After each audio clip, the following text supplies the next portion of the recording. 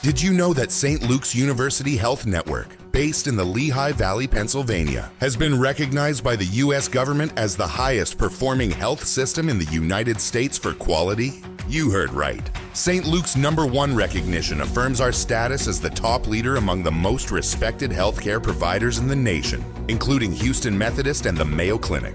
To state it simply, if you want to receive the best care when you go to a hospital, come to St. Luke's. Listen, all you New Yorkers. Excuse me, taxi. Okay, man, we're looking around. This is the 77 WABC minicast. So perhaps that's the good before I get to the ugly. And the ugly is Luigi Mangione, right? Oh, let's treat him like he's some folk hero, even though he shot a CEO allegedly in the back, killing him. A father whose kids now, dad is not around. And I'm sure you've heard the story about these 3 nuts that showed up outside the courthouse. And I've explained how, even the press pass process has been victimized by the left. They claimed that the police department of New York City was using it to punish its critics. So the process was removed from the New York City Police Department and turned over to an independent city agency.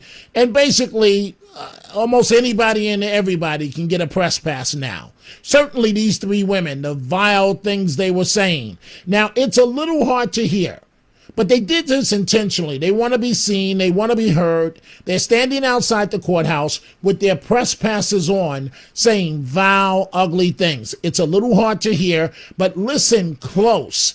Stating that the man that was killed, allegedly by Mr. Luigi Mangione, that the kids are better off without him being around and without blood money, and F this blood money, that is, and F this and F that. Take a listen, folks. Brian Thompson, that's all I'm gonna say. That's all I want to say. Brian Thompson, his mom, that lady who said something on Inside Edition. I said what I said. I don't give a fuck. His children are better off without him. They need to learn to not be like their dad and enjoy the blood money, kids. Wow. 800-848-9222. We continue with the ugly. I started with the good. ShopRite in New Jersey this morning, and the sandwich was delicious. Thank you, folks.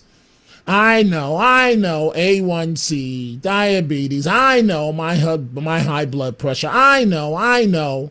But so many of you saying hello, it really gave me renewed energy. It really did, folks. Thank you.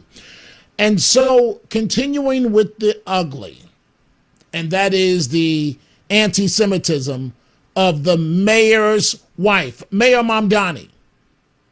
So anti-Semitic, it's reflected even in her music that she listens to. This is the story that broke over the weekend, Sunday night.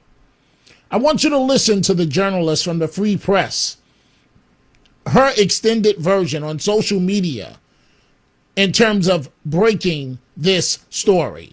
On Tuesday, I asked Mayor Mamdani's office, why does his wife appear to have a Spotify account with songs about greedy Jews and how Israel gonna die, bitch? By Wednesday, the account was totally shut down, 100% private.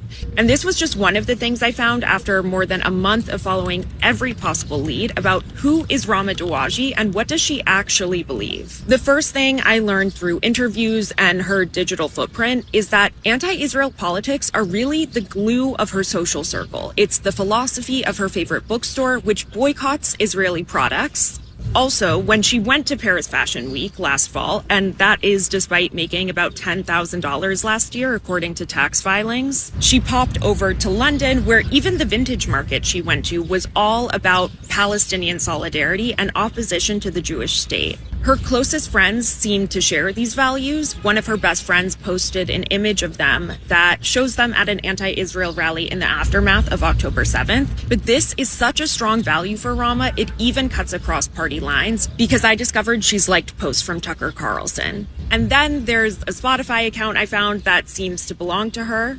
And there were 2 playlists that were made in the months after October 7th. One was called Hungry But Sexy for Palestine, and it had songs like Amrika, that's with 3 Ks, KKK, Intifada, and a song in Arabic that translates to I Hate Israel. The mayor's office declined to comment for this story, but the First Lady's digital footprint has been a scandal for months now.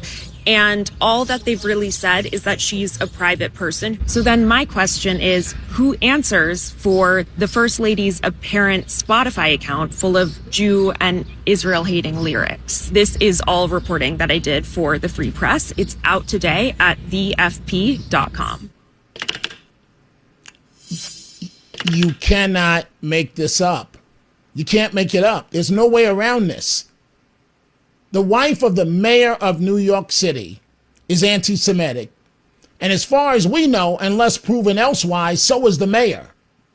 We know that his dad is anti-Semitic and what his dad feels about the Jewish community, what his wife feels about the Jewish community, and perhaps what the mayor of New York City himself may feel about the Jewish community. 800-848-9222. In a moment, your telephone calls. But this is the former governor of New York State, Andrew Cuomo, on the lack of experience of Mamdani. This new mayor, he doesn't know anything about government.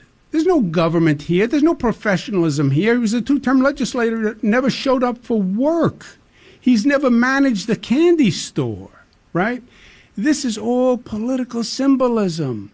I'm a socialist. We're no kings. We're going to take the money from the rich. I'm going to give you free groceries and free buses and everything free. It's all political BS. Well, you know, folks, I'm almost at the point where I almost don't know what to say.